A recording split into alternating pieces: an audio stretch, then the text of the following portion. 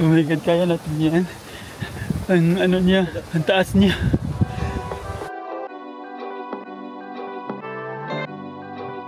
Hi, good morning! Andito kami ngayon sa Black Snow sa Albany. Try namin i-reach ang summit. I think probably 3 to 4 hours siya. Super windy tapos malamig. But I think ready naman kami. So kasama ko si Kate, si Matthew, si TJ, si July at saka si Kiana, workmate ni July. Initially gusto namin dumating doon sa summit. Sa antayin namin ang sunrise. But ang layo sa bahay nila July. So I think baka mag-stop kami somewhere kung merong lookout. So nag-start kami ng 6:10. So hopefully doon na kami sa summit ng mga 8. Not namin sure kung ilang minutes pa. I think 2.6 kilometers away na kami sa summit. Parang ang layo pa niya. Kasi ang taas niya. Hi!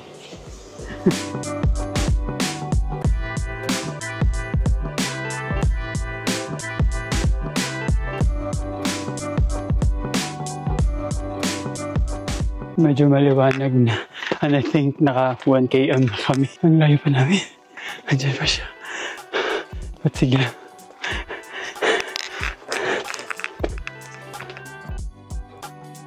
Balik na. Kasi nakakapagod. I think right kasi may harang yung left.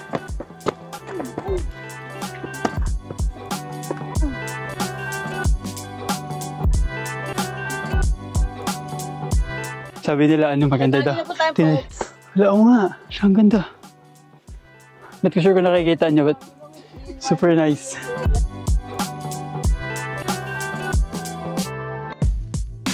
Nag-stop na kami mag-count kung ilang kms na lang kami away from the summit kasi pagod na kami. Tapos nung nakita namin yung parking, parang ang layo na yung naabot namin. But I think nakikita na namin siya.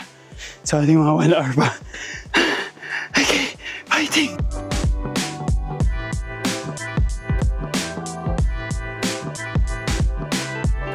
I think malapit na kami. Kasi 1.6 kms na lang away. Every time tumitingin dun sa taas. Palaki ng palaki ang bato. Yung mountain, yung summit.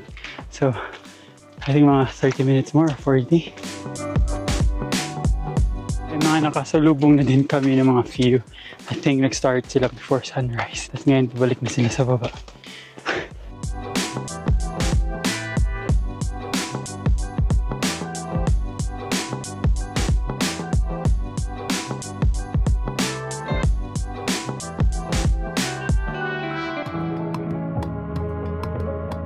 Oh my God. Parang ang dami na naming nilakad but sinabi 1.1 km pa daw away ang summit. I think feeling ko mga 500 meters na lang kami away. But may kami nakasalubong kami kanina sabi. Malayo pa daw. So, I'm not so sure.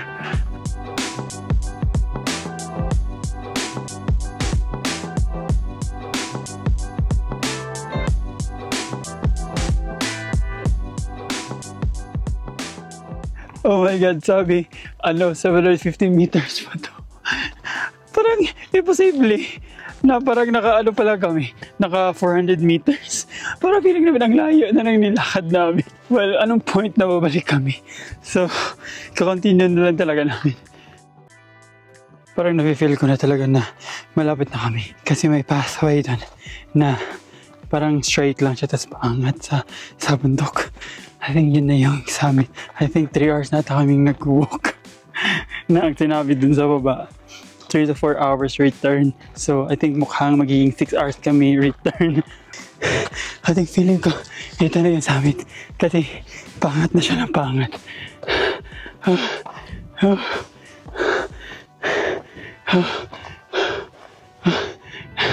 Like literally nasa clouds me. Okay, konti na lang.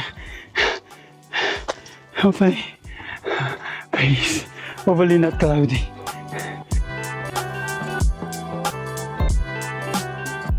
Dumiretso na lang hindi namin nag-antay nila Matthew.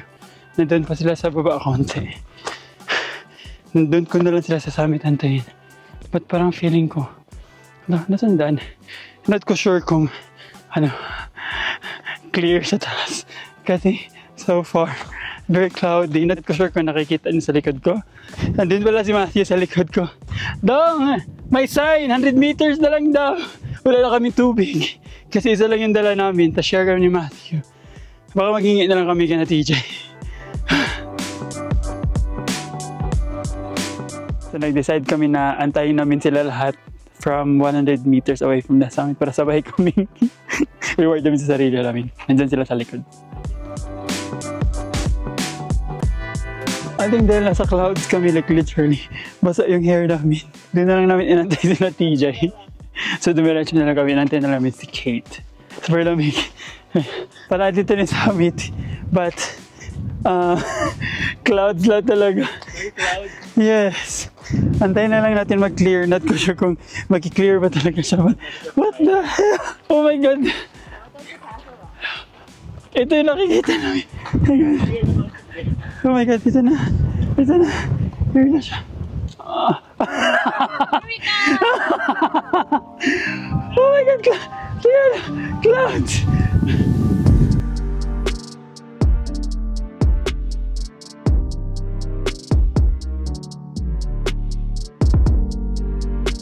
Alright, nandito kaming lahat. We all made it! Kuya! We made it! Come on, Black Dog, you must nothing! Kuya, di na mo! So, ang lakas ng hangin! Ayun na, kuya! Matigas din ang ko.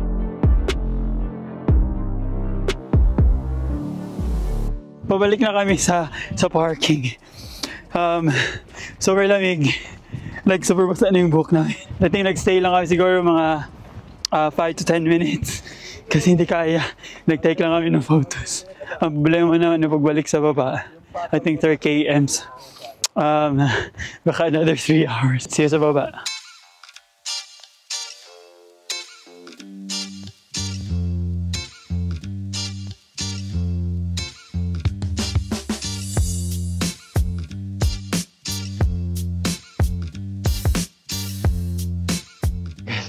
I think after 3 hours, andito na din kami sa car park. I think overall, total is parang naka 5 hours and a half kami. Super nakakapagod siya. Worth it naman siya. Nice siya puntahan, pero I think okay na.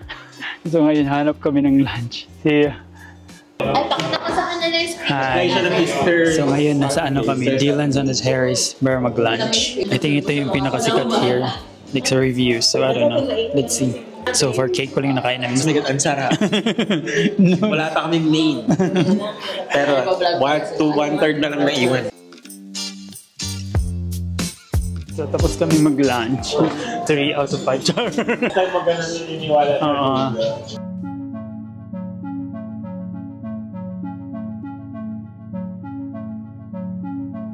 Nasa Tagap kami now. Hello po! Hi, July!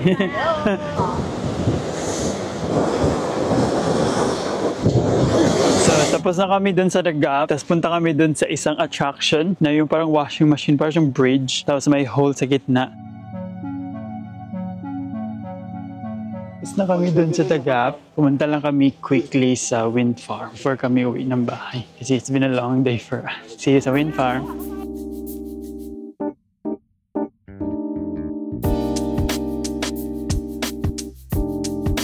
So, dito kami ngayon sa Albany Wind Farm. So, yung nakikita niyo sa likod. Medyo madami siya. I think mga more than 10. Kaya ang massive nilang laki. So, dito kami sa secret spot. But I think legal naman. Oh my God, andito kami. Lo, ang ganda! Ang ganda, super blue! Andito kami sa parang boardwalk sa may wind farm. Oh my God, ang ganda! Ang ganda!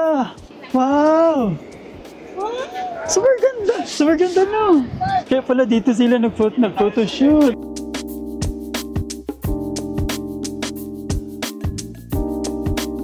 Alright guys, that's it for today's video. Super beautiful ng Albany. Marami kayong pwedeng magawa here. So if ever pupunta kayo ng Albany, consider visiting these places. Like Bluff Knoll, tas ito yung wind farm, tas yung kanina yung The Gap. Tas ito is free, walang bayad na anything. Yeah, it's very worth it. Tas tingnan mo naman yung view, super nice. So see you guys tomorrow sa Denmark. Bye-bye! Morning! So, andito kami ngayon sa Elephant Rocks. Medyo malamig today, pero i-try namin na maligo. Tapos sa kabilang side is yung Greens Pool.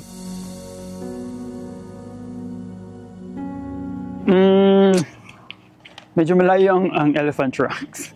Kasi kailangan mag-trail ng 2.8 km. Tapos nag-trail na kami kahapon. So, ayaw na namin. So, diretso na kami sa Greens Pool. Try namin akyatin dyan. Kung nasa yun sila. I think safe naman. So, dadaan kami here. Tapos akyat kami. Tapos check namin yung view sa kabilang side. So, here na kami sa rock. Oh, ang ganda ng view. Tingnan nyo. Green nga siya. Kaya siya Greens Pool kasi green na pool. So, I think yan talaga ang meaning niya. Explore natin yung area. Last time, naligo kami dyan. Pero mukhang malalim naman. Ba't kami natakot last time? So, I think okay na.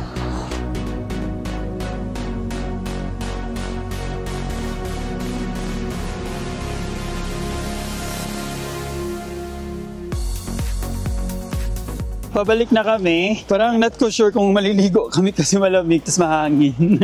Sa ibang rock formation. Sa ibang rock formation pala kami pupunta. So hindi pa pala kami pabalik. Kasi plano na magstay here until 10:30 kasi medyo malayo pa yung Perth, mga 5 hours.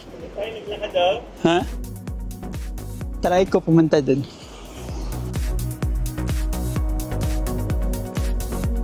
Hi!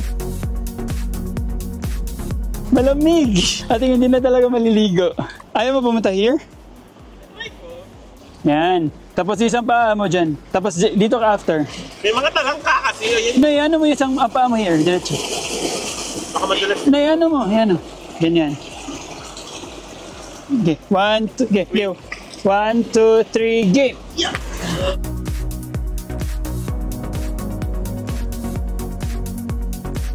One, two, three. Yeah!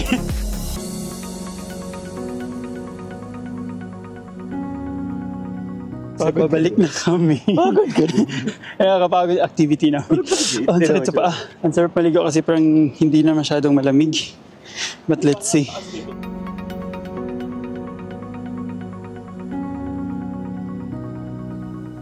Oh. Yes! Parang sarap na maligo. Parang bet ko maligo. Yes!